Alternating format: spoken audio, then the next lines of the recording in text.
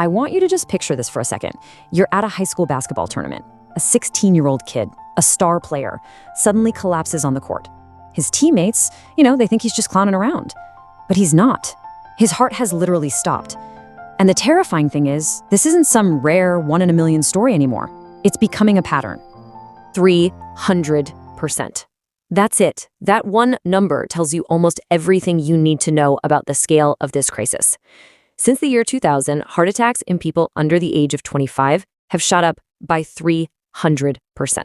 So you have to ask yourself, what has changed so dramatically in just a couple of decades to cause this? To even begin to find the answer, we have to frame this the right way. This isn't about a few tragic, unlucky cases here and there. No. What we're actually looking at is a widespread crisis that is affecting an entire generation. I mean, just look at these numbers. They're absolutely jaw-dropping. Sudden cardiac arrest among young athletes, up 250%. Strokes in teenagers, we're talking 13 to 18-year-olds, have jumped 70%. And maybe the most shocking statistic of all, the average age for a first heart attack has plummeted from 60 all the way down to 38. The rules have completely changed. Let's put a face to these statistics, okay? I want you to meet Jake. He's 17 years old, captain of the football team, basically the picture of perfect health. But then, during practice one day, he complains about some chest pain. Coach tells him to walk it off. 5 minutes later, he collapses. Now, Jake survived, which is the good news. But what the doctors found was just unbelievable. A 90% blockage in his main coronary artery. The cardiologist's assessment really says it all. His arteries looked like they belonged to a 60-year-old man who'd been a chain smoker for 40 years. The thing is, Jake had never smoked a single cigarette in his life. So this leads us to the billion-dollar question, right? What is causing the cardiovascular systems of young people to age prematurely like this? Well, the research points to 3 hidden culprits, 3 things that have totally reshaped what it means to be a teenager today. And as we're about to see, they're all connected.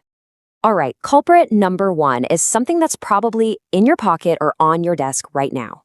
The explosion of screens, phones, laptops, TVs, you name it, has created a generation that is more sedentary than any other generation in all of human history. The difference is it's stark. Back in the 90s, your average teenager was taking about 12,000 steps a day. Pretty active. Today, it's closer to 3,000. And at the same time, screen time has ballooned from maybe 2 hours of TV to as many as 8, 10, even 12 hours a day. It is a radical, fundamental shift in lifestyle. So here's what's actually happening inside the body. It's a simple, damaging 3-step process. First, when you're sedentary, your blood flow slows way down.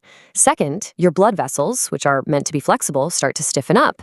And third, that bad cholesterol, the LDL, starts building up as plaque inside your artery walls.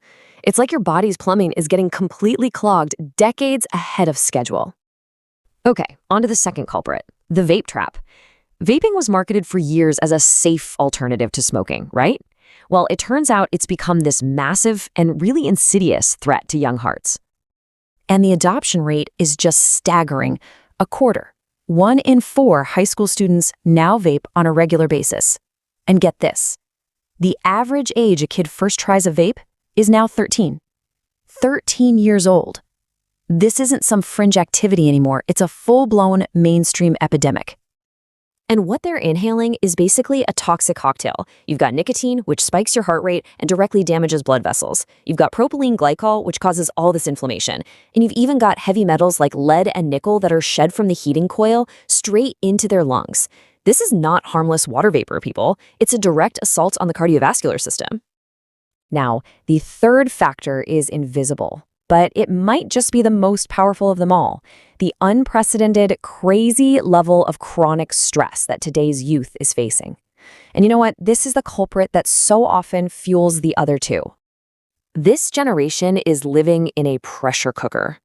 I mean, from every angle, academically, socially, existentially, the stressors are relentless. You've got hyper-competitive college admissions, the nonstop judgment and comparison of social media, deep anxiety about the economy and the future. There's just no off switch. And this keeps the body in a constant state of fight or flight. And that constant stress, fueled by late night scrolling on their phones, it has a direct victim, sleep. And it's created this huge deficit. Teens today are getting on average 2 full hours less sleep per night than a generation ago. Think about that. Sleep is when your heart and blood vessels are supposed to repair themselves. Without it, the damage just accumulates night after night. So what we have is this perfect storm, right? Sedentary lifestyles, vaping, chronic stress, all working together to damage young hearts. But here's the thing. The body does send out a warning sign. The real tragedy is it's a sign that almost everyone, parents, coaches, even the kids themselves, ignores. According to all the research, this one symptom shows up in 90% of young people who end up suffering a major cardiac event. 90%. So what do you think it is? It's this: chest pain during exercise. Now, it sounds so obvious, right? But it's constantly dismissed. A teen feels it, they stop what they're doing, the pain goes away, and they think, oh, I just pushed myself too hard. But here is what you have to understand, what you must take away from this. Chest pain during exertion is never normal in a young person. It is a direct signal that the heart is being starved for oxygen. And there are other signs that are just as easy to explain away. Things like unexplained bone-deep fatigue, getting winded way too easily, just walking up a flight of stairs, dizziness or fainting spells, or that feeling of your heart racing or skipping beats. So often, these things are just dismissed as anxiety or dehydration, or, oh, I'm just being lazy. But they could be your heart's last cry for help. So this brings us to the most critical part of this entire explainer. Now that you know all of this, what is the single most urgent thing you need to do? This is the heartbreaking thing you hear over and over and over again from the families of young people who have died from cardiac arrest. Looking back, the signs were there. But that assumption that heart problems are for old people, it is so powerful, so ingrained in all of us, that the warnings get missed until it's too late. So this is it. This is the takeaway. This is the question you have to ask. Ask it of yourself, ask it of your kids, your students, your players. Have you experienced chest pain, unusual fatigue, or shortness of breath during physical activity? An honest answer to that one question, followed by a trip to the doctor, could literally be the difference between life and death. But I have to leave you with one final urgent warning that I pulled from the research. It turns out there is a very common daily activity that combines multiple of these risk factors, creating an absolute perfect storm inside the body. And doctors are finding that this one activity can increase a teen's risk of a cardiac event by a shocking 400%. The question is, what is it?